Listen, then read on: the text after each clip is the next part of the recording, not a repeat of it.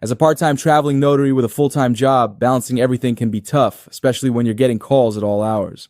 That's where Sabrina AI comes in. Think of Sabrina as your personal assistant who answers every call, handles appointment bookings, provides quick answers to common questions, and filters out non-urgent inquiries. Sabrina works 24/7 so you never miss a client opportunity, even when you're tied up with your full-time job. With this system, you can keep things running smoothly without the stress of managing calls yourself, giving you more time to focus on your work, clients, and everything else life throws your way. Scan the QR code for a free demo.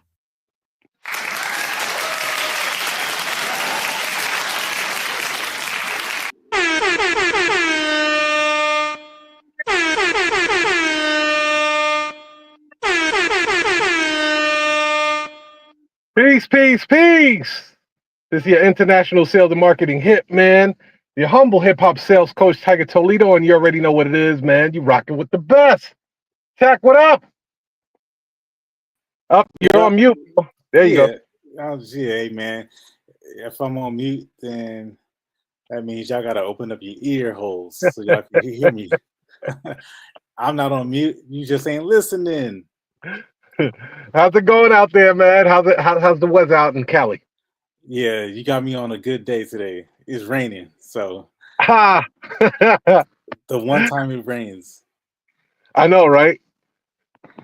And you got me on a good day. It's like 70 degrees out in this joint. You heard? Stop. It's supposed to be like 20 degrees like tomorrow, though. That's crazy. That's crazy how it goes up and down.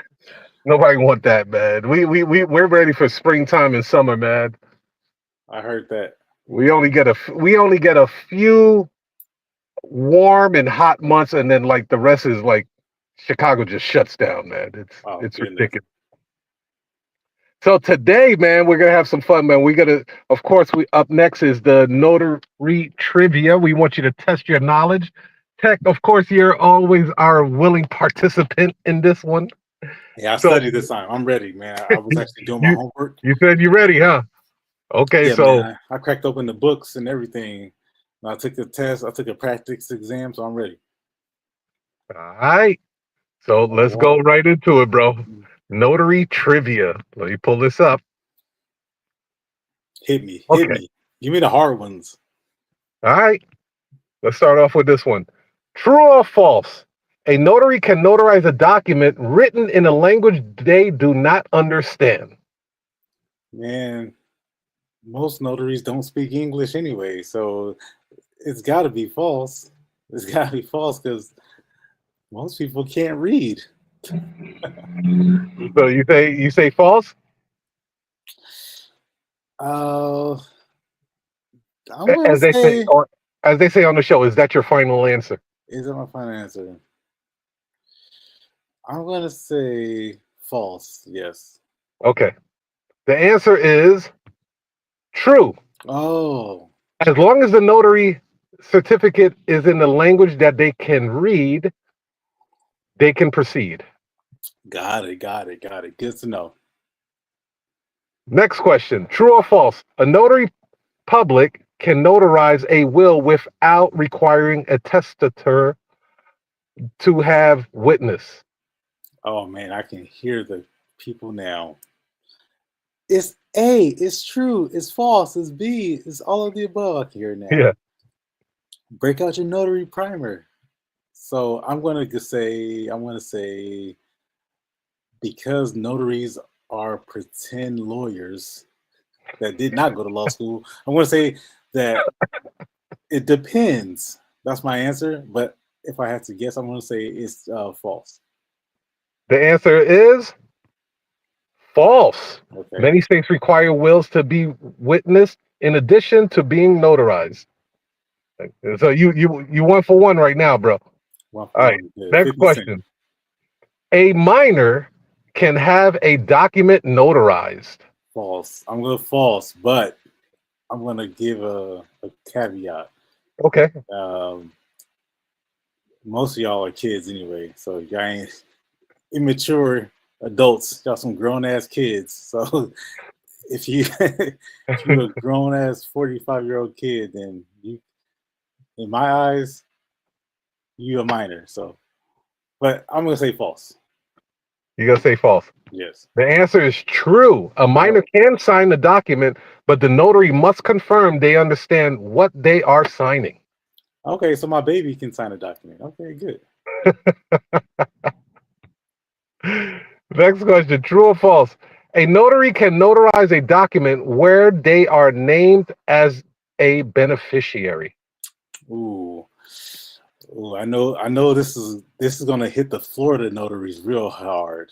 I know the Florida notaries be out there scheming. Don't say anything like, yeah, just put us on your trust and your power of attorney. We'll handle that. It'd be the caretaker and shit doing that. Yeah, all the nursing homes that be out there. Yeah.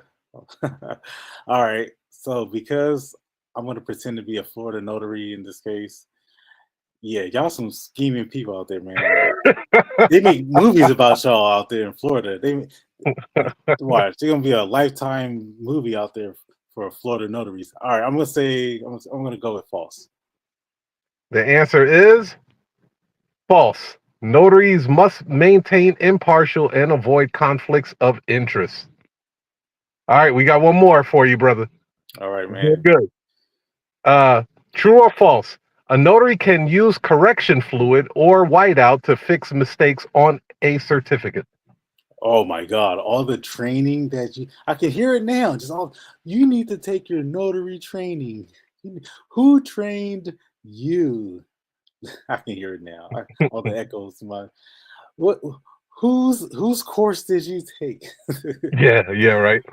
Right. Okay, because nobody can read your handwriting and you guys scribble. You guys do this all the time, and you shouldn't do this. But to be honest, you can write. I've seen people sign documents with crayons. You believe that? I never had one that did that. Yeah, I ain't even seen a crayon since. But I had somebody sign their document with pink pen. Oh wow! With pink ink. Was it Barbie? That's what they did. I was like, I don't care. as long as the document didn't say black or blue, knock yourself out. Yeah, go for it. Whatever. All right. My final answer is false. I'm gonna go with false. The answer is false. Ding, ding, ding. Errors should be corrected with a new certificate, not altered.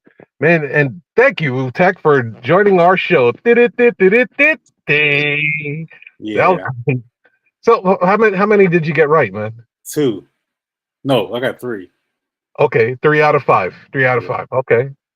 Nice. I just want to remind y'all, these are jokes, guys. I mean, yeah, we're real. We're just having fun with these guys. All right. Yeah, don't take it personal, man. Yeah. Get a sense of humor. Do not try this at home. Right.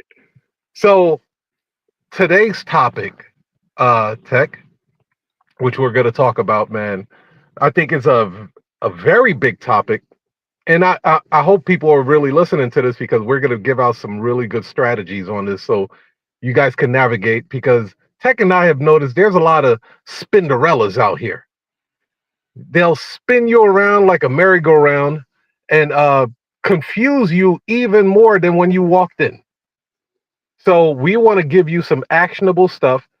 Usually, a lot of these so-called coaches and gurus will charge you for this because it's valuable information. But we're going to give it to you for free. So today's topic is why most notaries struggle to scale and what the top 1% are doing differently. So Tech, take the lead, brother. Yeah. I thought, man, I would like to really start on about what you said about spinning stuff and going back and forth and not giving out answers. I want to tell you a quick story. I used to attend these clubhouse rooms where it would be people on the stage and people in the audience. And presumably the people on the stage would be giving out some type of information that could be useful to the people who were listening and, just people in general. Now, every now and then there would be a question that would come from the audience, or somebody would say something in the comments. And I'll give you an example. So a question would be like, what can I do to get my phone to ring? Seems like a simple enough question. Yes. And they would oftentimes direct it to a specific person, especially if that person was there to speak on that specific topic. They would ask, say, let's say, for example, they were there speaking about marketing. We all love marketing. So the question would be, what can I do to get my phone to ring? And then they would follow it up with something like, I've tried X, I've tried A, I've tried B, I've tried putting my name on listings, I've tried putting my name in directories, I've tried signing up for 111 different signing services. I've downloaded these lists, and I've tried adding services. I've tried doing Reading efficiency. I've tried doing Ron. They follow up and they just say, I've updated my Google business page every day. I've optimized it every single day, and I still can't get my phone to ring. What should I do? Very specific question. And then someone on stage would just say stuff. So that's why I want to talk about, when you talk about spin, they spin the block. That's, if you guys didn't know, I just want to give that some context. Is that what you meant by when you say spin? Heck yeah! Like they'll take the person. You know how that old game where you would drink something and then you put your head on the stick and then they tell you spin around and then try to run to the finish line. Yeah. Oh yeah. Yeah, and then you never make it. You wind up busting your ass. Like they'll take the person that asked that question that you just mentioned, and they'll spin them around and never really answer that question. And then they'll follow up with buy my ish or something. Now, trust me, I have no problem with a person selling their products. The problem that I have is when a person already paid you to learn something and then you still spin them. So you either don't know or you're planning to gouge this person financially. Oh, that's another level that your membership doesn't cover this, or at a conference or something, people pay their hard-earned money to sit in the to hear these speakers, and then you give them no good information, no relevant information. So that's what I mean with spin. Yeah, man. So let's give you guys some answers, because that's absolutely right. You see, running a notary business, it used to be simple. It used to be, person call you, you pick it up, and then you would book them. You would schedule a time to go meet them. But it hasn't been that way ever since the advent of technology and sort of the evolution of marketing and digital marketing. So the question is, how can you handle more notary calls? So if I give you if that was a question, so here's the thing: when I use a service like Calendly, for example, I can instantly, which is a free service, you are set. This is essentially what's happening. I'm going to kind of take this back. You're essentially setting up an appointment, a meeting with two people, and one of those people happen to be you, and you are getting paid to meet this person. That's all you're doing.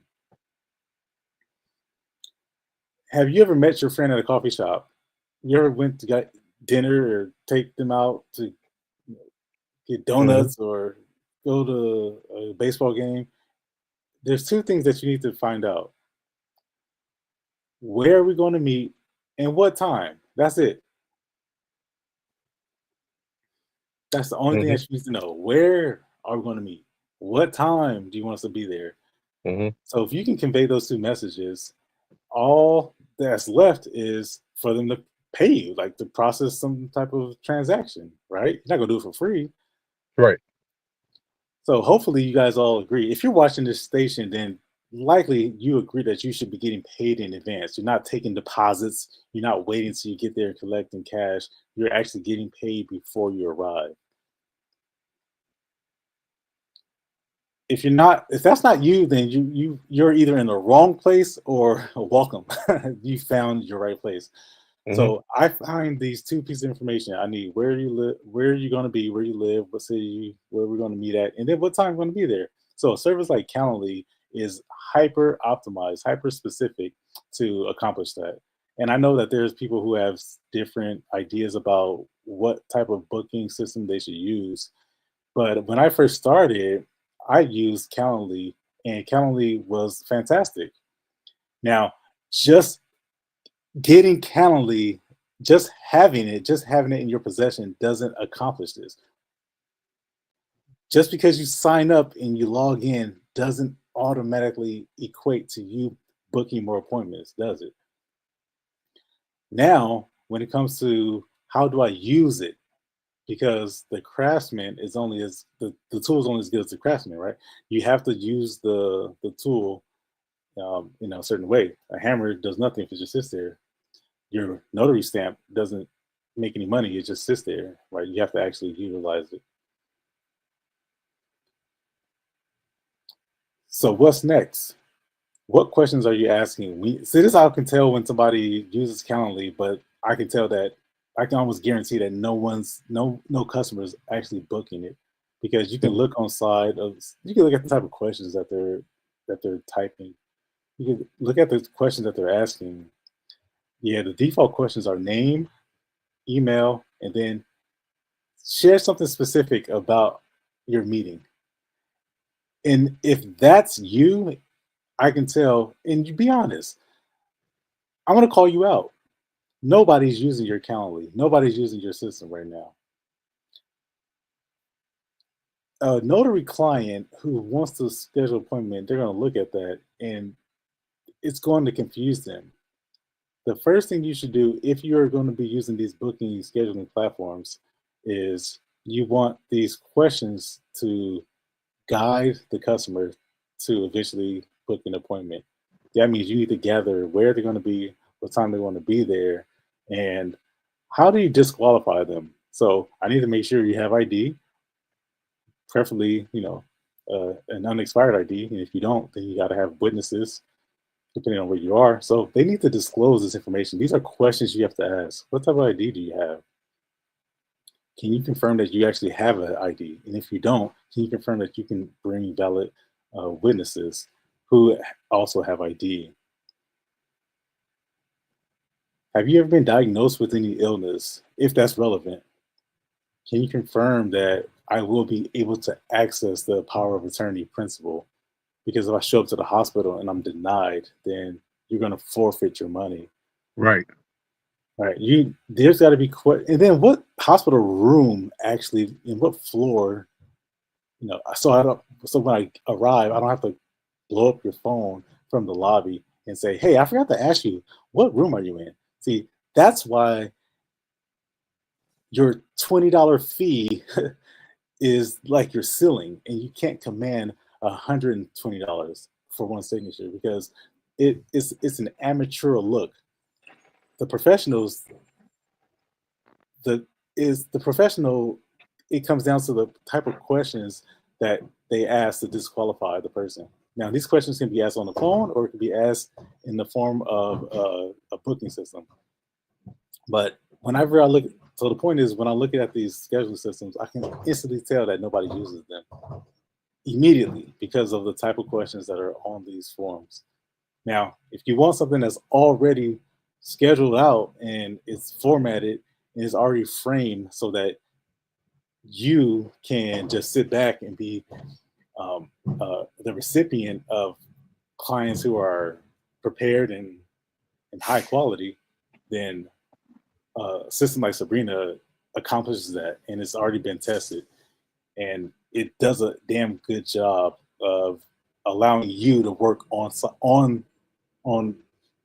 refining those questions and not actually working in the business where you are the person who's chasing after clients. You're calling them because you forgot to ask them their last name.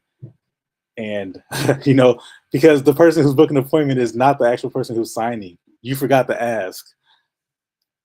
All those problems have already been hashed out. And, I think that that's really what separates the people who are who in that top 1%, people who can command, who just seem to continuously get these high-paying clients, and they have a pipeline that's full of them, versus the person who has to ask the question, well, how do I get my phone to ring, right? If you're still stuck on that question, well, how do I get my phone to ring?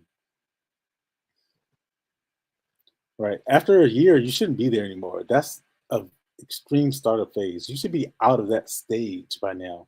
And if you can't seem to get yourself out of that stage, then it's time for a new lesson. And then also, if you can't get out of that stage, it's going to be very difficult to scale, right? Because you need customers in order to have customer service. And Right. one of the biggest things that I've seen with notaries is that there a lack of systematizing the business, right? Sometimes they're flying by the seats of their pants. As we coach many notaries, they didn't have the right system, and I understand that, because sometimes with the industry, somebody needs to teach you what the right system is. What does a successful system look like? If there are people that don't have the Calendly, like you mentioned, Tech. They're writing it on pen and paper. They got sticky notes plastered all over their vehicle, and the the idea of scaling and getting more phone calls to them is like, okay, I could barely handle the amount of workflow that I'm getting now. I can't scale because who knows what's going on in their mind. I need a staff. I need a virtual assistant. I need this. I need that. I need this software. And reality is, you really just need a system that takes care of those things. For instance, um, and you guys could check out Sabrina. Sabrina is a heck of a system. It knocks out 95% of the stuff that we're going to be mentioning today. But we'll be mentioning other softwares like Calendly and stuff that you can use on your own. But okay, if you're using the pen and pad to book appointments, and then while you're writing the appointment down, you're looking at your calendar, there is a disconnect there. It's disjointed. You don't want to do that. So now someone mentions that you get Calendly. Okay, now you send one link to the customer, and now they book. Not only do they find a time that's appropriate for them, but they also put in their information and location, so you're not even writing anything down. And then 3, they're going to process their payment. 4, they're going to get a reminder. And 5, you get an email that says that this transaction has just went through. Here are the details for you to run that notary. It knocks out like 5 to 7 different things. Just that one software, which is just a calendar. It's just a booking calendar with a payment gateway. So, which Sabrina does, by the way, but that's a system. Yeah. That eliminated you pulling over in the car if you're driving, or finding a quiet space to talk and asking the person to repeat. Did you say Mulholland Drive or Mullen Drive? Right? What's the correction? There's so many things that can cause you to lose that deal. So you want to have that system. The second thing, Tech, I would say, why most notaries struggle to scale is that they believe that they have to be the one doing all the damn work. Yeah. Meaning, if I'm going to scale, I'm going to increase my workload. and this is from coaching a lot of people on the Notary Cash Flow Academy. They believe that if they scale, they have to run all of those damn appointments. Overtime. Doing 3 appointments now. If I scale, that means I'm gonna run 5 appointments. Yes, you're gonna make more money, but there's a curse that comes with that. You're gonna put a lot more wear and tear on your vehicle. You're gonna put a lot more wear and tear on your body, and then the chances of errors increases because you have increased your workload. So, Tech, our philosophy is everybody's commission is our commission. That's right. So, every notary out here that has a commission that is well versed at what they do, because you're not the only one that is the best at what you do. There are other notaries that are very well versed, that are very professional, that take their career very seriously. Commission those people. You get a lead, you don't want to run it. Find a notary on these 3 platforms I'm gonna mention to you. Which my favorite is Notary Cafe. They're solid. They have a notary score rating as far as people completing their profile. You just have to. It's a modern website. You type in the zip code, and then it pulls up all of the people that are in that zip code, and then simply look at their rating. See how much they finished their actual profile. If they only have finished their profile 30%, I wouldn't touch them. If they only did it 60%, I wouldn't touch them. If they did 75 to 80%, I will look at them, but I'm going to look for the person that has the perfect 100 score first. I'm going for the top tier early. And then contact them. Say, hey, look, I have a notarization in your neck of the woods. Would you be interested in running it? It's at 5 o'clock your time. Oh, you're not available. Okay, go to the next one. Guess what? Customers do the same thing. When one notary isn't available, what do you think they're going to do? Just like not call another notary? You need to take that approach. So there are some role reversals, Tech, that I've noticed, right? Not only are you the owner and the captain of the ship of your notary business, but there's a part where you also become the customer. Yeah. And now you also get to see what a customer sees. You want to add to that, Tech? Yeah, that's appropriate. That's appropriate because I like the point that you made about talking on the phone, or at least answering or being systematized, having that approach. The nice thing about doing things the same way over and over and over again is that when something doesn't go right, you can quickly identify it, and then you become better at it. It's this mode that we always talk about. Whenever the phone rings, you can quickly go into this mode. You can turn it on, you can turn it off. And if you don't get customers, it's not reproducible. You can do all the mock loan signing trainings and the pretend role plays. Not saying that those are bad, but when it's with live ammunition and there's real stakes on the line, there's something that that it develops in you, and that's the only way to do it, is to actually go through it. You can't really pretend, you can't fake it. But having that same process of going through the same steps, same thing over and over again, and that's what a system is.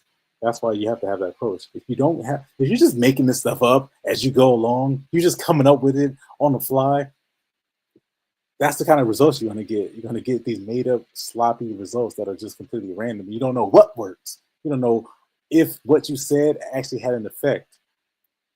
That's why it's got to be systematized. And this shit is so much better that way, so much more organized that way.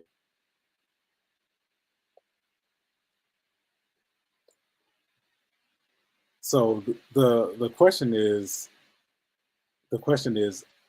are, in your opinion, do you think most notaries are giving themselves reasons not to, like, are they getting on, they're getting in their own way in terms of being afraid to use, these systems that they obviously have to invest in, and that's really what's holding them back from, you know Well, one thing I'll being able say to about scale. notaries, bro, one thing I like about notaries, they're not afraid of investing in themselves. I've noticed that. They'll take a course, they'll take a certification, they'll go to conferences. They are one of the best people I've ever seen when it comes to investing in their craft. They're really good at that. I don't run into many of them that don't invest in their craft, right? In the notary industry. Um, I think it is the the knowledge that they have gotten, or the story they tell themselves, hinders their growth. If you notice, there's not a lot of people that talk about building a notary agency. No.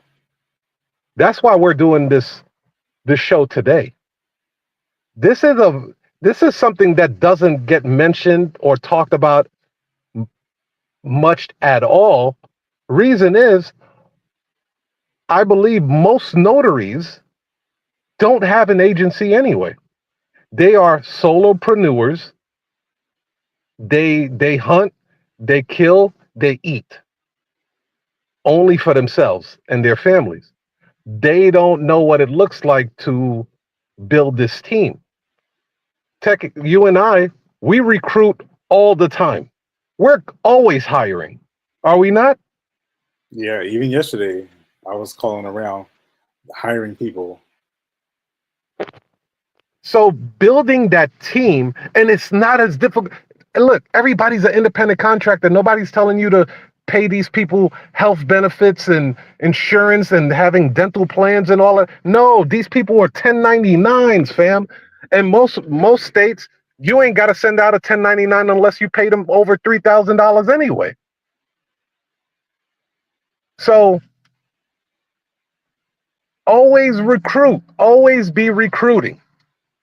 Yeah, but you asked me a question that made me completely evolve on that whole subject. You asked Okay. me, you said, what are you going to do if your car breaks down? Boom. And you can say the same thing about, well, what are you going to do if one day you decide that you just need a day off? What are you going to do if you get sick? Are you just going to go out and infect the entire community? All three of those above happened to me. And did the notary business stop for you? And see, that's the real business. You see, most people, here's the issue. Well, maybe I can't say most, but a lot of notaries, a lot of people who are notaries have commissions. They do something that's really dangerous. You know what that is? They call themselves business owners. They've been led to believe that they're business owners, and they're really not business owners, because if you get sick, just the same example, your car breaks down, you hurt your leg, or you just want to take a day off, you can't go out there and hunt. You go out there and kill, you can't eat. So when you ask me that question, well, what happens if your car breaks down? What happens if you got to get a new flat tire? What happens if you got to go change your oil? You got to sit in the repair shop for 3 hours. And your phone's Does still your ringing. notary business still make money? That is the magic question. If any of those things happen, and it doesn't have to be a calamity, it could be something, good that happened. Maybe there's a birthday party or a wedding, or you're going on a cruise with your significant other. Does your notary business continue to make money without you being there? That is a critical question to ask. If you can't ask that question, if you can't answer that question correctly, then you're not in a position to scale. And be honest with yourself. Yes. Listen, Know thyself. Look yourself in the mirror and be honest with yourself. If the answer is no, and you acknowledge that, then that's a great start. But if you tell yourself, yes, I can, but you really can't, and how do you know this? How do you know that you can't, you don't have an agency? Here's how you know. If when the phone rings, you answer it. And then when the appointment gets booked, you go execute it. And then when the request for a Google review needs to go out, you send it. Oh, hell no. And when the payment gets sent or is ready to be collected, you go chase it. You see, you are the common denominator. You are doing everything. So what happens when you get a sore throat? What happens when the car gets a flat tire? What happens if you run out of gas? Or what happens if you just need to go to the doctor? Or what happens if you need to go to work? Does everything just automatically come to a halt? Yeah, that's not good, man. You don't want that. That is a clear indication that you do not have the right systems in place. And you don't even have to run an agency though, Tech, for that. No. Just being a to call yourself a business owner and know that, hey, look, I am 100% the bottleneck of this business from top to bottom. I run the entire operation. If something happens to me, this whole operation shuts down instantaneously. Say what? It's a wrap. Everything goes up in smoke. And that's what you mean by bottleneck, right? What do you mean by bottleneck?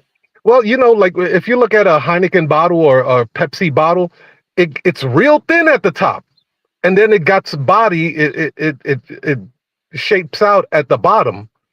The bottleneck is the notary. Everything goes through that small little funnel, and then it has a bigger output at the bottom. So everything has to go through that bottleneck. It's only one way out. There's only one way out, one way in. There is, it's not multiple bottles, or it's not a octopus where it has multiple tentacles.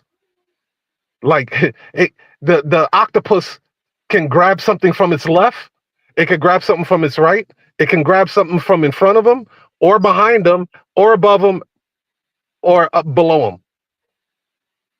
You want to have tentacles, and the way you do that is you have the right system, and you have a reliable crew that you can count on. And the only way you could do that is you have to get out there. It's just a simple phone call to recruit. Matter of fact, if you have a website, you should have a spot where you're recruiting people on your website. Want to join our team? Have that. You know how many notaries are looking for? See, here's the okay. Say that again. Say that because you said two things. You said the only way to do that is to get out there, and then you followed up with a very specific, highly targeted way to do it. Just in case you guys missed that, did you guys catch that? It was very subtle, but did you guys catch that? You just said something very specific on how to do it, and more importantly, how to do it automatically to where it's hands off. You said to put up a banner on your web, if you have a website, right? Put up a banner or put up a link, some type of access point that points to for people who are notaries, because notaries are looking at your website, and then they can contact you about getting onto your network or your roster. And that's automatic, right? It doesn't require you to be there. It's a systematized thing. On my website, it said East Coast, Midwest, West Coast. select which region that you're in, and then let's say you hit East Coast, boom, now it's going to ask you, just like a Calendly, ask you the information of how long you've been a notary. Now there's specific information that I ask the notary. I say, what do you specialize in? I don't want the notary to say I do everything. I know your stamp doesn't discriminate. It doesn't care about the piece of paper. It could have linen paper, white paper, brown paper. It doesn't. I want to know the top 3 things that you specialize in, that you have mastered. And then what I do on my end, I really just flow off the number 1, the first one, because you mentioned it. That's on the top of your head. The other 2 are like, I'm pretty good at this, but I haven't mastered it. But number 1, if you were to ask me what do I specialize in, power of attorney, early, off the top of my head, I just know. Then everything else just falls, second and third. So now I have a very highly qualified person that is good that does loan signings on the East Coast. I get some business in that area. I have somebody that I can reach out to. What do you say to the person who says no one will never fill that out? No one will ever fill that out. That's impossible, because what do most of these traditional notary gurus tell people to do? Go sign up to as many signing services as you can. Right. So they're doing the work for me.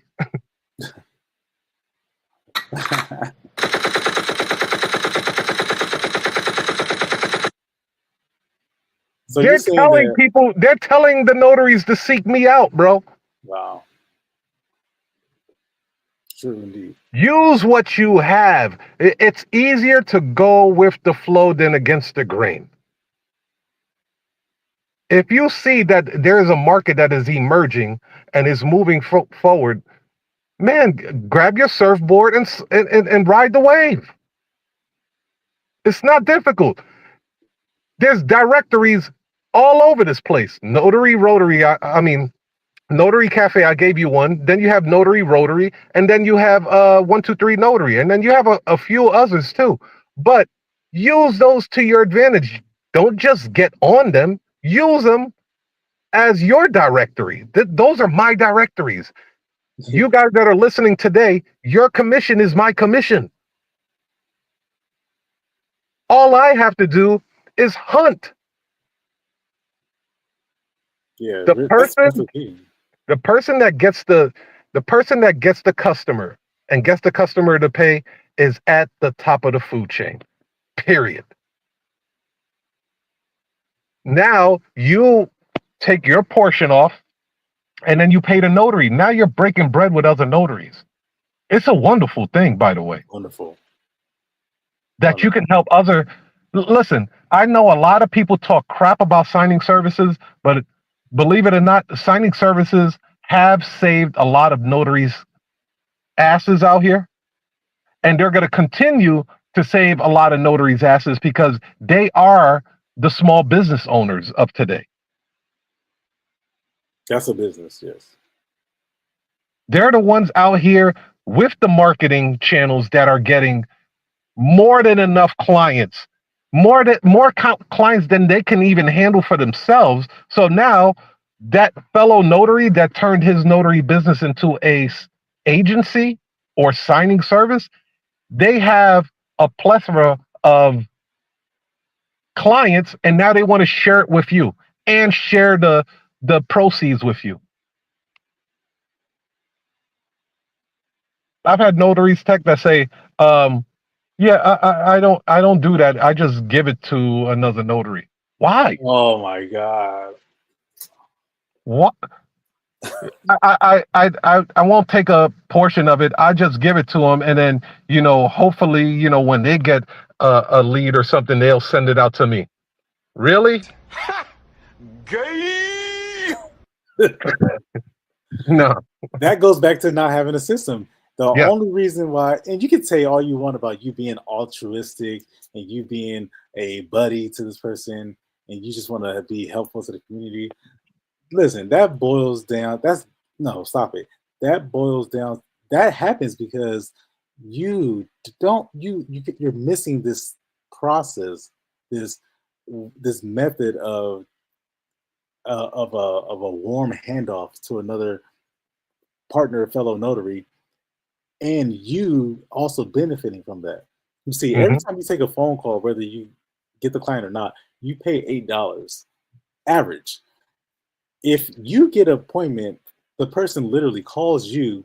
You are for some reason unavailable, and then you say, "Well, I have a friend. I know somebody. I know Jack over there on South Side.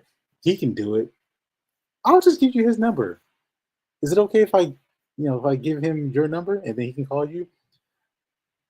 The client agrees. Jack says, "Hey, thanks for that referral," and you got nothing out of it. Well, you just lost $8 minimum. That's just starting. And you don't have a system or a method of securing the client, getting the paper, getting paid, and then sending. You take your cut and then you're sending it to Jack, sending whatever, send the details, the demographics, the location, the person's name, all the details, send that to Jack so that Jack doesn't have a responsibility to call that person and then potentially lose the deal. Listen, so here's the system. Here it is right here, because again, we're not gonna let you guys walk away with nothing. I'm gonna give you two things. Number one, you gave them all right, put up the banner on your website. That's easily, you can do that. And you start attracting people. They're going to fill out forms, and then you're now recruiting actively. Here's another thing. Google notary. Let's say you live in Philadelphia, notary in Philadelphia. Say you live in Miami, notary in Miami. Say you live in Houston, notary in Houston. Google it. Whoever pops up, number one, call them. Hit them up. Because because now you're acting like a client in this situation. The clients are doing that. What do you think they're doing? They're Googling notary in Houston, notary in Miami, notary in Philadelphia, and whoever pops up number one, that's who they're calling. And when you call, I want you to ask the question. Ask them, has a notary ever called you? They're going to say, no, a notary's never called me. Just out of the blue. Notary's never called you. Like, no. Well, today's your lucky day. I'm a notary in Houston. I'm a notary in Philadelphia. I'm a notary out in Miami. Oh, really? Yeah, great, yeah. And matter of fact, two ways you can handle this. Again, we're not just gonna leave you hanging. This is stuff that people may be hiding from you, right? If you've never heard this before, it's because either notaries don't do it, or worse, they're hiding it from you. You tell the person, here's two ways. This, by the way, 100%, this has never failed. If this fails for you, I'll pay you $100. Mark my word right now. If this fails for you, you call me up, you call me out, you leave a comment below, and you say, Tech, that's not working for me. I tried what you said, and this didn't work. If you can prove to me that this didn't work, and I'm not even gonna badger you about the proof. I'll pay you $100 if this doesn't work. I'm telling you right now, this is 100% never has failed. This has never failed. What I'm getting ready to tell you. You want a 100% sure way to recruit a client or recruit another notary and how to expand? This is what you do. This has never failed. I call them up and I say, hey, listen, I've got a single signature document, two signature, three, it doesn't matter, whatever. One signature document in your city, Miami, Houston, Philadelphia, it doesn't matter the city. And I'll say, it's at 1:30 near the airport, right? Are you available for it? So I already have the appointment secured. And then I asked them, are you available for this single signature document at 1:30 in your city? They say yes, they say no. Sometimes they say yes, sometimes they say no. But if they say yes, and I say, great. So here's the next step. We have appointments in this part of town all the time. Is there anything that you don't do? So I've already secured this client. Now I'm just doing what Tiger just said. He's asking the question, what are the 3 documents that you specialize in? All I'm doing is just reframing the question. I'm saying, hey, is there anything that you don't do? So in Tiger's case, he's asking them what they specialize in, and then the first question, like you said, Tiger, the first thing that they say, that's what you go off of. I'm just doing it the reverse way. I'm just saying, what don't you do? And then the first thing that they say, like you say, I don't want somebody that does everything, right? They say, I do everything. And then same response. They say, what don't you do? They say, well, there's nothing I don't do. I do everything. and I say, so you go to jails? They're like, no, I don't go to jail. So you don't go there. You don't do it. Right. All right. So that's what I want. And then I proceed to give them the appointment. 100%. Never failed. Never has monster kill.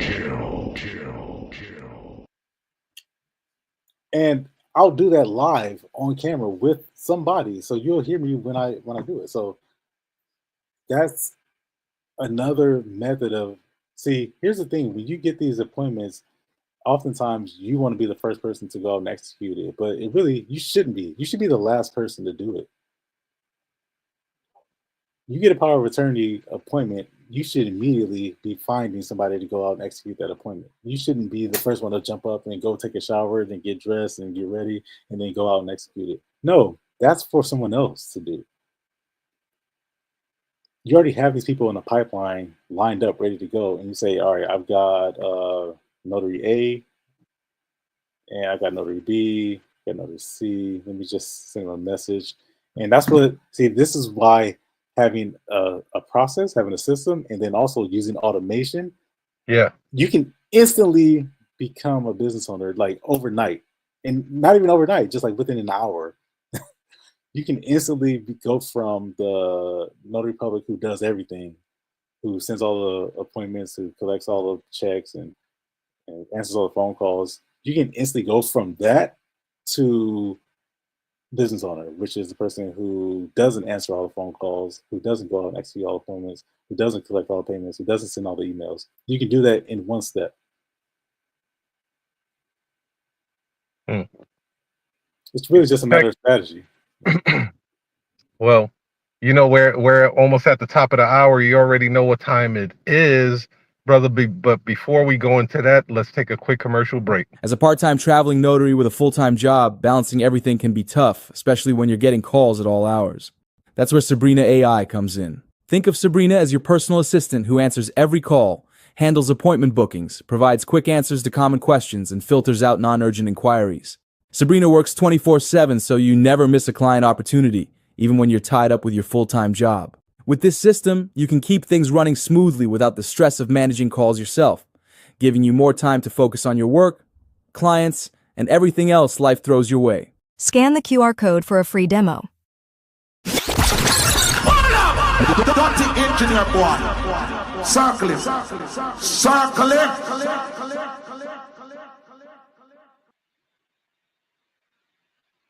All right. Welcome to another edition of the Money Corner. And for those of you guys who stuck around, you guys are in for a treat. One thing I want to ask of you, I need you to tell me if you can hear my video. I'm going to play a video for you. It's a 2-minute video. And as I'm playing it, I want you to tell me if you can hear the audio. Is that okay? Can you do that? I'm going to share my screen, and there's a video embedded. I just want you to tell me if you can hear the video. All right. You know how Zoom is when they tell you that you're sharing the screen, but you're not sharing the audio.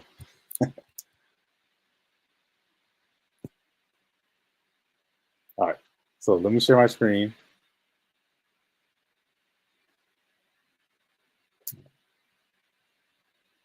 So these are the basic forms necessary for financial intelligence. One is called an income statement because it has an income. Can you hear the audio? Yeah, you're good, bro. Okay, I'm gonna rewind it. So these are the basic. So let me set this up. I'm gonna set this up for a second here. So this is Money Corner. I'm gonna show this video. It's the Robert Kiyosaki. He's breaking down not the cash flow quadrant, but the cash flow direction. And I want you guys to pay attention to his definition of rich people, poor people, and middle class people. And after he's done talking, I'm gonna ask a question, or I'm gonna answer a question that many people typically have after they finish watching this demonstration. This is a very common question. I'm gonna show you why it is, and you may have the same question, but I'm gonna answer this question because it's a question that people always come up with. I myself also asked this question after I finished watching this video. But again, listen to what his definition of a rich people, poor people, and middle class people. I'm going to give you a quick hint. It's not a number. All right, listen to what he says. Though I want you guys to pay attention to this. Rich people, poor people, middle class people. Okay. Forms necessary. So these are the basic forms necessary for financial intelligence. One is called an income statement because it has an income and expense, also called a profit and loss statement. There's also a balance sheet, and the balance sheet has assets and liabilities. And these are the very basics for financial literacy or financial intelligence. I soon realized the main cause of financial struggle was due to confusion between the definitions of an asset and a liability. My definition of an asset is something that puts money in my pocket. And my definition of a liability is something that takes money out of my pocket. The most important thing about being financially literate is understanding a thing called cash flow. I can tell the difference between a poor person and a middle class person by simply looking at their income statements and balance sheets and figuring out which direction the cash is flowing. So I will show you the cash flow pattern of a poor person. Generally, a poor person, all they have is a job. The income comes in from the job, goes down, they pay their rent, clothing, a little food, and goes out the expense column. And this is a cash flow pattern of a poor person. The cash flow pattern of a classic middle class person is a little bit different. Income comes in this way, but what a middle class, they probably have a mortgage, they probably have car payments, they probably have credit card payments. It comes up again through the expense column and then out this way. So what you see here are the cash flow patterns of a poor person versus a middle class person. So the cash flow pattern of the rich is different. The cash flow pattern of the rich flows from the asset column into the income column. So while the poor and the middle class are focusing on income, what the rich are focusing on is the asset column. And the asset column is the great secret of the rich. So for those of us who weren't born rich and what we have is a job, every time money comes in, this is the point of choice. This is where you make the decision to be rich, poor, middle class. If when this dollar comes in and you take the dollar out this way, then it's your decision. If you go and buy yourself a new t-shirt, cappuccino, a new lunch, then you're choosing to expense it right out. You're choosing to be a poor person. If instead, when you get a pay raise or more money, what you do is you go and buy a bigger house, a new car, or you take a vacation on your credit card, then what you are choosing to do then is to be a middle class person. And if you choose, instead, when the money comes in and you choose to put it in the asset column, then you make that decision to be rich, poor, middle class. By putting in the asset column, at this point, you're choosing to be a rich person. But the choice is up to you, nobody else. Okay, so what did we learn here? There's a couple of things that he mentioned after watching this video. What did we learn? We learned a couple of things. We learned, number one, did he ever at any point mention a number? He never said a rich person has $1 million. He never said a poor person has $100. Did he? He never said that. He never mentioned anything, any values. He never mentioned a middle class person that has $10,000. Isn't that amazing? Isn't that fascinating? Isn't that intriguing? Your entire life maybe been led to believe that, hey man, I need $1 million in order to be rich. No, not really. Or, oh, I only have $100, so I'm poor. Well, not necessarily. Oh, I only have $10,000. I'm doing okay. I must be middle class. Maybe, but not necessarily.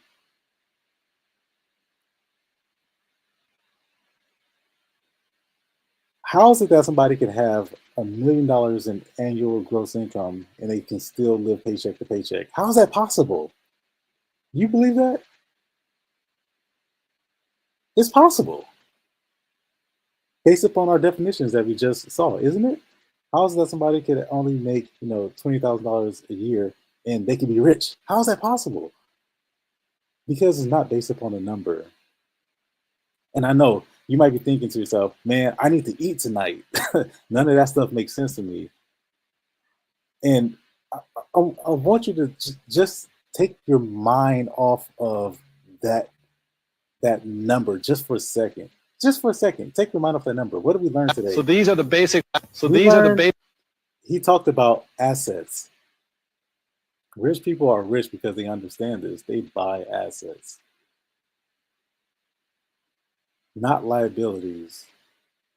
Right?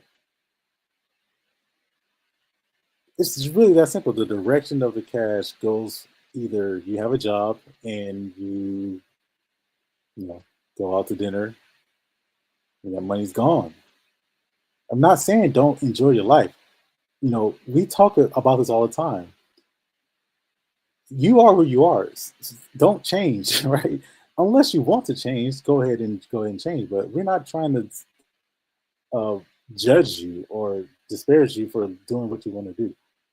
But if you do seek to get ahead and you want to get you and your family in a better position, well, here's what we can offer you. Here's some of the ideas with this side business that you've developed and that you've grown. Here's some ways that you can do this. So let me break this down. Let me teach you guys something. He talked about buying assets. He talked about a lot of stuff in this video, right? I can go on and on about this stuff in this video, but we don't have all day.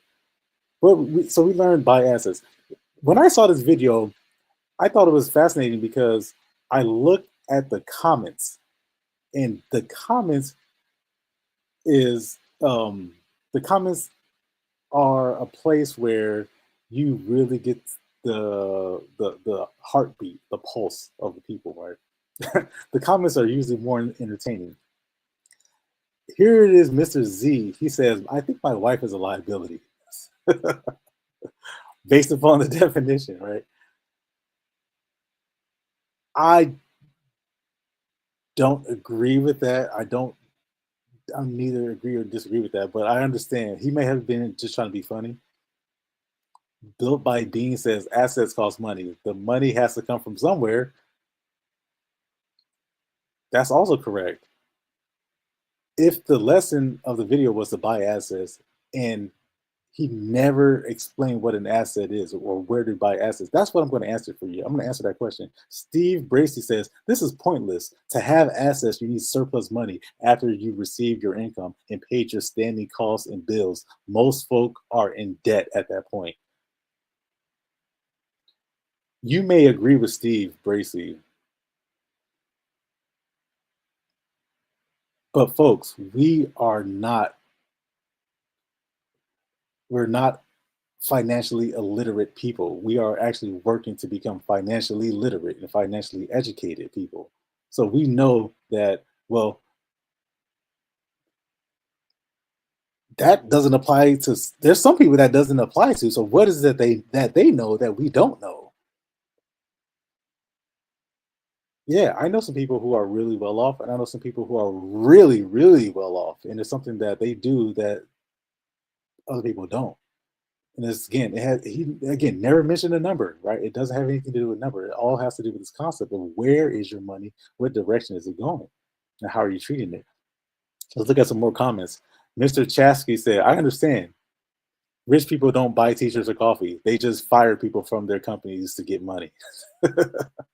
Right? That's another, what is that? That's like, what do you call those people? Communist people.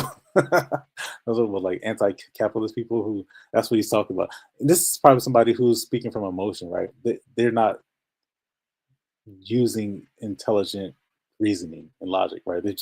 They might have just said that just to get likes. They actually, you see it got 167 likes. Mr. M4VL4 says, okay, stop eating and drinking, buy assets. Got it. Right, again, somebody who's just being a little tongue-in-cheek. Of course, we're not telling you to stop eating. We're not telling you to stop drinking. Continue to live your life. Continue to do those things that make you happy, you and your family. But if you want to get ahead, if you really want to get yourself and your family in a better financial position, so you're not constantly living under financial stress and living under the issues that a lot of people are living under, and we'll see this in a second, then how are you treating the direction of your cash? Now, T Cal, the DJ, he said, some of the greatest assets. Now, this is more helpful. This person is a little bit more productive. Number one, your mind. Tiger, you probably agree with that. Number two, your creativity, your unique skills, right? This is a little bit less tangible, right? He's talking about investing in yourself. Another great asset. Number three, your network. Number four, time. Absolutely agree with these things. Also, another great asset. 5, debt. You believe that? Number 6, human capital. That's one of the greatest assets as well. Number 7, debt-driven human capital. Hope this assists. So this person is much more positive. And this is something that I tend to find is that people who are well off and people who are really, really well off, they're usually very helpful like this. Not every single rich person is a bad person and is an evil, billionaire sitting up in the top of the kingdom and castle. Sure, that exists. I'm sure it does, but I find that a lot of people, depending on the community, they're very helpful. All they want to do is they don't have time to see you lose. They don't even want to be around that type of attitude. They want to be around people who are very positive. But here's the number one question or the number one comment that people always say. Nobody ever says what the assets are. And he's right. Frost on Don. If that his name is. And I think he's right. So I'm going to tell you what are the assets that because that's the lesson, buy assets, right? So what are the assets you have to buy?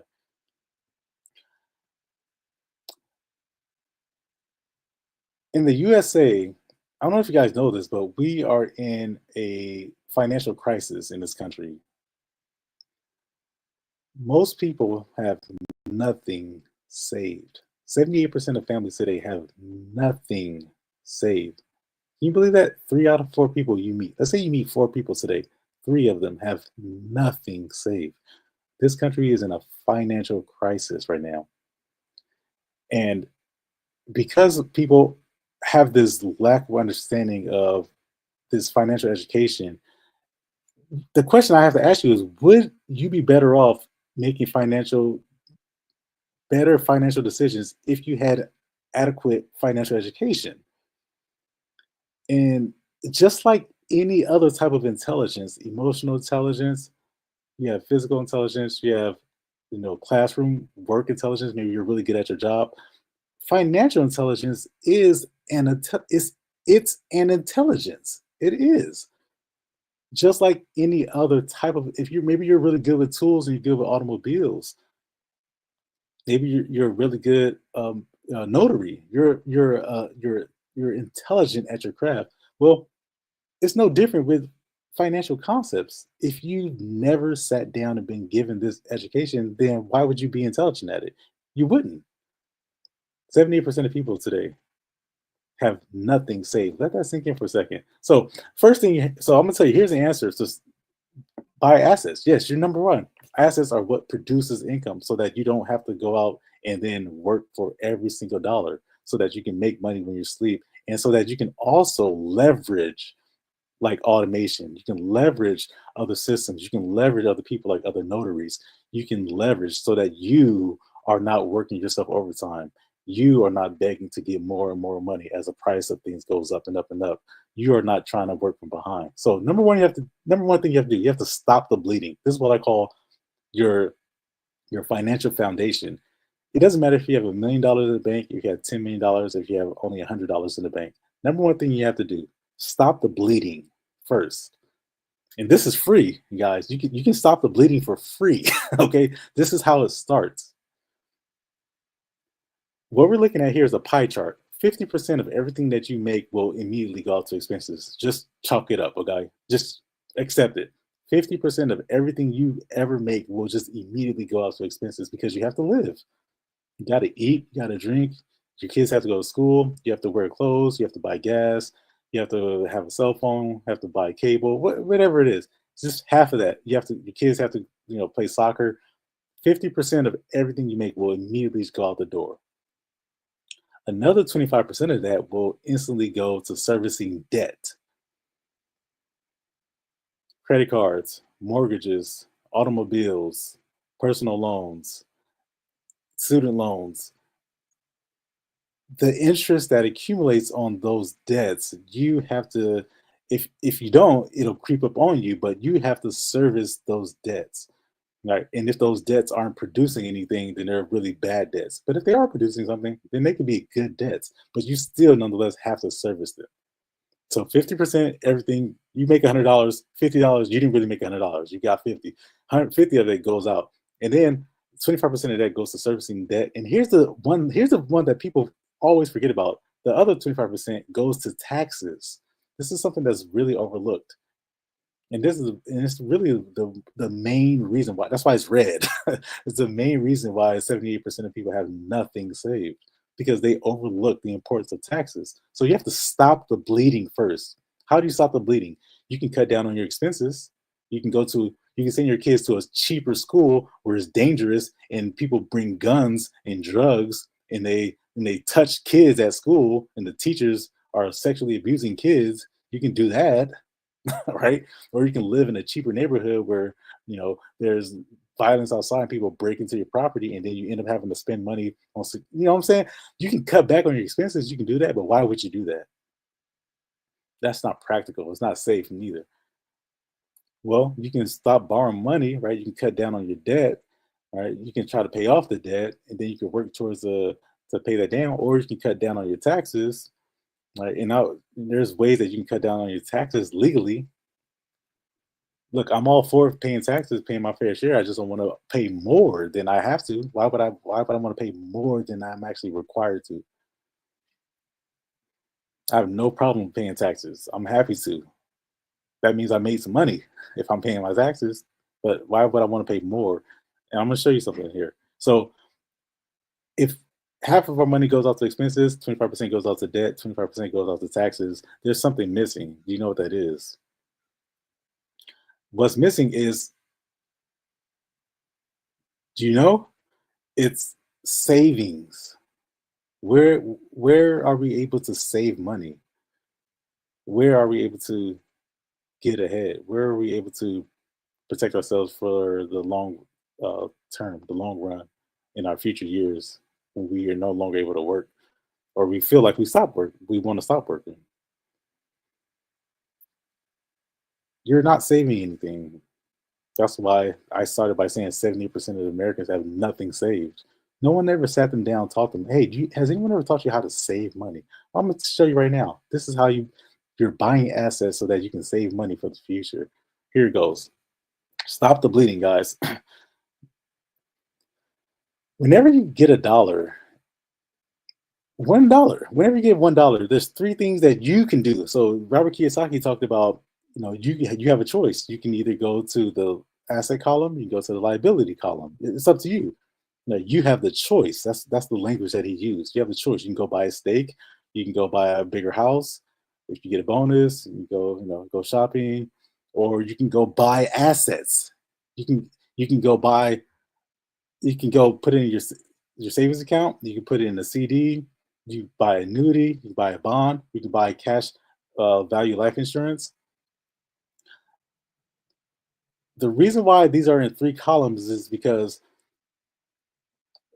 and again, I follow up with the question, has anyone ever taught you how to save money? We talk about financial education, which is a different type of intelligence. Have you ever seen this? There's 3 types of taxable statuses that will have, based upon $1, based upon where you put it, based upon how you spend it. There's 3 things that could happen here. If we look at this first side, the left side, it says taxable. And if you look, in the triangle, all 3 sections of the triangle are colored gray. All right. Underneath that, you see savings account, you see CDs, certificates of deposits. What this means is that when you make the money, when you earn the money, you are taxed on that. When you store the money, you are you hoard it, right? You don't do anything with it. It just stays there. You just save it. You are taxed on that if your money's in a savings account, if your money's in a CD. And then when you withdraw the money or when you go to spend it, you're taxed on it again. So when you talk about reducing your tax liability, how in ways that you can stop the bleeding, where is your dollar going? When you get paid, does your dollar go immediately into a savings account? If it does, then you're getting taxed 3 times, and this is devaluing your dollar and is devaluing your ability to save money. So by the time you turn 80, 90 years old, you have nothing because all your money has gone to taxes. If you kept all your money in a savings account, you kept all your money in a certificate of deposit, because the money you earn from the jobs got taxed and you deposit it into a CD account, then it gets taxed every year. Don't they send you a 1099 every year, and it says you've made so much money in your CD, or your CD has accumulated, X amount of dollars. But let's say you got $100 just to make it easy, and then your CD accumulated $10. So now the value is at $110. But you don't pay taxes on the $100. You pay taxes on the $110. So when you so you pay that every year because you can't just make free money. You have to pay taxes if it's in a CD. And then when you go to access that CD, or it matures and it's time to get that money, you have to pay taxes again. You guys ever heard of a 401k? If you're 59 and a half and you go to cash out your 401k, don't they? What do they do? They tax you, don't they? Yeah. So, but there's another option, isn't there? Let's say we put our money into a fixed annuity. So Kiyosaki talked about rich people, again, not about a number, it's about the mindset, it's about the direction. Instead of putting it into a savings account or a CD, I'll put it into an annuity. Let's say I saved up $50,000, I saved up $10,000. There's annuity companies that if you have a minimum of $10,000, I think there's one even less than that. Don't quote me on this, but I won't say the name of the company, but I know for sure that if you have a minimum of $10,000, say for example in a 401k, let's say as people are getting laid off right now, and mass people are losing their jobs, and the stock market is crashing right now, and people are losing money. Again, stocks isn't on this list, but stocks would fall underneath the taxable column, where you pay money, you get money, you buy a stock, you tax on the growth, and then you go to sell the stock, you pay the capital gain tax. So stocks isn't on this, but we're not gonna get into that. So I know how y'all feel about stocks. For the record, I do own stocks, but I don't actively invest in stocks because of this. I know where my money goes. I'm gonna show you something. So tax deferred, you see the triangle is only one great triangle, and I'll be wrapping this up pretty soon. But this is such an important point. That's why I'm spending a little bit of time on this. You see the triangle and 2 blue portions and then 1 gray portion. So that means that you deposit money into the fixed annuity or a savings bond. If you guys don't know what a savings bond is, think of it this way: whatever city you live in, let's say they're trying to do some improvements to the main street in your city, then they offer up, hey, you can give us $150,000 or give us $1,000, whatever it is, and then that money will help us improve the city. And then after 10 years or 7 years or whatever it is, you can get that money back plus like 3%, 4% interest. Very conservative, but it's safe. It's very sure. It's not very risky at all. And if your money's just sitting in the account doing nothing, then here's a better place where it could be, where it can earn a little bit of interest, and you're also helping the city. So that's what a savings bond is. But when you go to when that money grows in that 3%, that 4-5%, whatever it is, let's say it was $100,000 and then it has the 3% growth, and then you actually end up with like $106,000-$107,000 over the course of 5-7 years. You've made some money. That's pretty good. That's not bad. But you have to pay money on that growth. You have to report that and say money on the growth. Now, here's another column. Would you believe me if I told you that there's actually a vehicle that you can talk about? The question was, um, nobody ever says what the assets are. Well, here it is, right here. Here it is. Here's the answer to that question. So you can't say that nobody ever says what the assets are. These are all assets, by the way. They can all be assets in one way or another. They can all be. But here's if you are interested in stopping the bleeding, you're interested in slicing down that pie of the tax of, let's say if you can take this from 25% to 18%, just something like 7%, you decrease it by 7%. Let's just say that could result in thousands of dollars of savings over the course of your life. It could. And that's, again, what Kiyosaki was referring to. This is what rich people know. They put their money into a tax advantage or asset that over time you put the money in, and then when you go to access it later on, or when you go to use it for income, right?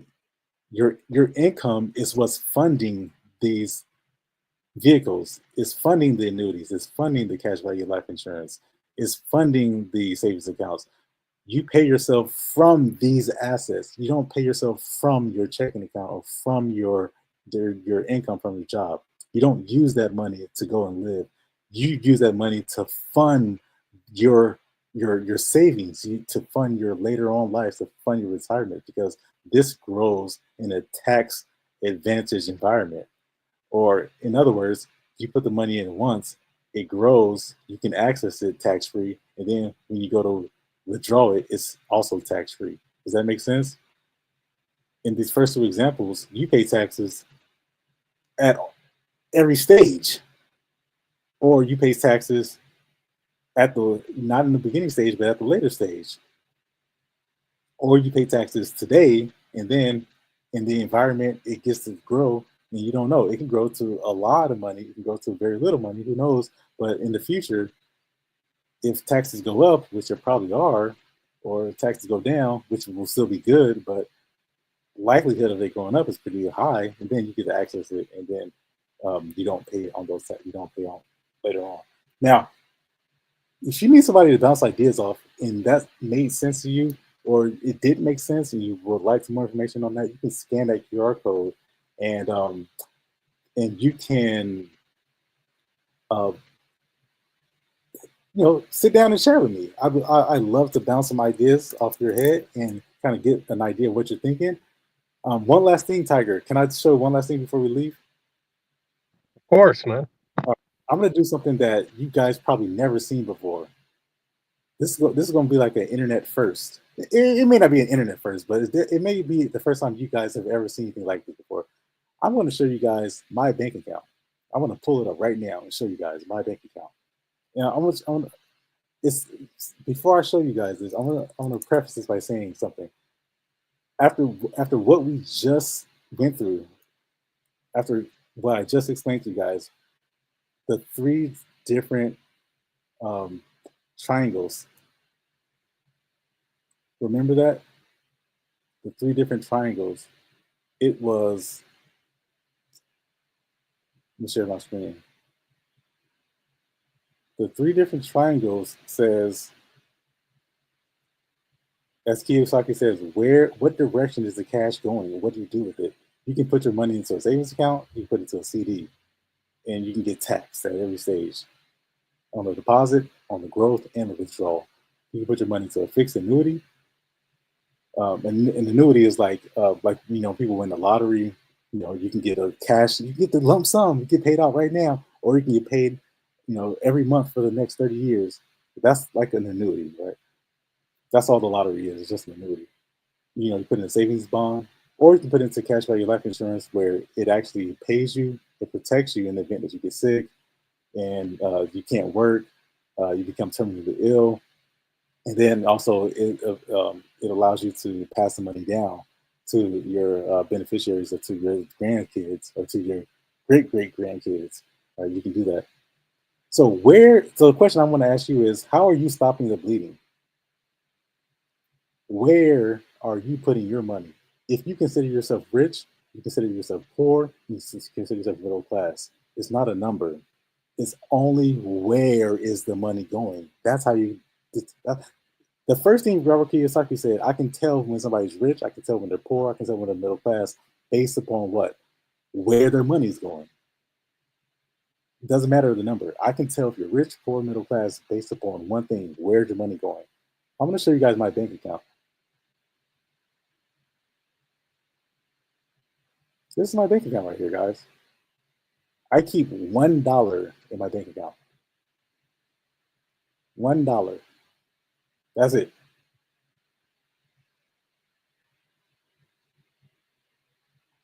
Why? Why does that even make sense? It makes sense because if you keep your money inside of a savings account, or a savings account is like a checking account, same thing. It's the same thing, right? It's just a different name, but it's essentially the same thing. You are taxed on that money, therefore you lose it. When you tax, that's not your money. That's somebody else's money. It's taxes. But when your money goes into another vehicle or goes into another a way to accumulate money, then, or to another way to grow or to make gains, it's treated in a different tax environment. See, if all of your income goes into a checking account or savings account, this is how you can make $1 million a year and still live paycheck to paycheck. Does that make sense now? This is how somebody can make $500,000 of income, working, and they can still live paycheck to paycheck because they're getting taxed. Like, the more money you make, the more taxes you're going to pay. But if you make money and it goes into one of these vehicles, then you see how you're cutting off that tax liability. All right, that's all I got for today. That was fantastic, brother. So tune in every Wednesday where we have the Money Corner with Imaku, where he will show you how to, keep your money, make more money without breaking your back and doing all that. You heard? Dirty engineer boy. Circle him. Circle him. So this we want to extend an invite for you guys to book a demo with Sabrina to see how Sabrina can help you in your notary business, ladies and gentlemen. There are some amazing things that you will get. You will get a business number. Sabrina provides that. She can also do smart scheduling, like we were talking about earlier, with having the right system. And then once you have the right system, you start recruiting. Now you are able to scale your notary business and have that agency and make way more. Like, at that point, you have no ceiling over you. And then Sabrina also works 24 hours, 7 days a week. So if you would like to book a demo, scan that QR code there, and we will be more than happy to speak with you. Any last words, Tech? Hey, man, all we're trying to do is simplify the notary world. Can you please come with us on this journey? Come with us. Come with us on this journey. You'll be glad you take it. And it's a free demo, so you guys, it costs you nothing. And I guarantee you'll walk away with something. Peace. As a part-time traveling notary with a full-time job, balancing everything can be tough, especially when you're getting calls at all hours. That's where Sabrina AI comes in. Think of Sabrina as your personal assistant who answers every call, handles appointment bookings, provides quick answers to common questions, and filters out non-urgent inquiries. Sabrina works 24/7, so you never miss a client opportunity, even when you're tied up with your full-time job. With this system, you can keep things running smoothly without the stress of managing calls yourself, giving you more time to focus on your work, clients, and everything else life throws your way. Scan the QR code for a free demo. All right. That tune there. Nobody know with that tune there.